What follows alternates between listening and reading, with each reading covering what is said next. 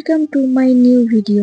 এই সুন্দর ফ্লাওয়ার ভাসটা আমি কিভাবে বানালাম সেটাই তোমাদের সাথে শেয়ার করব। তো চলো শুরু করা যাক। নষ্ট হয়ে যাওয়া বা ফেলে দেওয়া সব জিনিসই রিক্রিয়েট করা যায়। গতদিন আমি এই এয়ার ফ্রেশনার বোতল আর স্যাভলনের বোতলটা নিয়ে এসেছিলাম কিছু বানাবো বলে। আজকে এই এয়ার ফ্রেশনারের বোতল দিয়ে এই ফ্লাওয়ার ভাসটি বানাবো। প্রথমে আমি এই এয়ার ফ্রেশনারের বোতলটি সুন্দরভাবে ধুয়ে নিয়েছিলাম। এবারে আমাদের লাগবে এই পাটের রশি। এবারে আমাদের লাগবে একটি গ্লু। আপনারা যে কোনো গ্লু ইউজ করতে পারেন। আমি এখানে ফেভিকল এর গ্লু নিয়েছি। আপনারা এখানে হট গ্লু ইউজ করতে পারেন।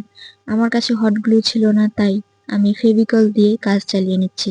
এবার একটু করে গ্লু দিয়ে পাটের রশিটি বোতলের গায়ে লাগিয়ে নেব। এমনভাবে লাগাতে হবে যেন কোনোভাবে জায়গা ফাঁকা না থাকে। ভিডিওতে দেখানো প্রসেস অনুযায়ী আপনারা সুন্দরভাবে চেপে চেপে লাগিয়ে নেবেন। এখানে আমি ফেভিকলের গ্লু ইউজ করেছি বলে একটু সমস্যা হচ্ছে।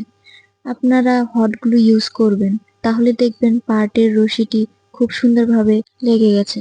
পুরো বোতল কভার করার পর বোতলটি দেখতে এখন এরকম লাগছে। এবার আমরা পাটের আঁশগুলো পুড়িয়ে দেব, যাতে করে আমাদের ফ্লাওয়ার বাস এর ফিনিশিংটা বাইরে থেকে ভালো লাগে। এই পর্যায়ে ফ্লাওয়ার বাসটি আমার কাছে অনেকটা ফাঁকা ফাঁকা লাগছিল, তাই আমার কাছে এই হলুদের গয়নাগুলো ছিল।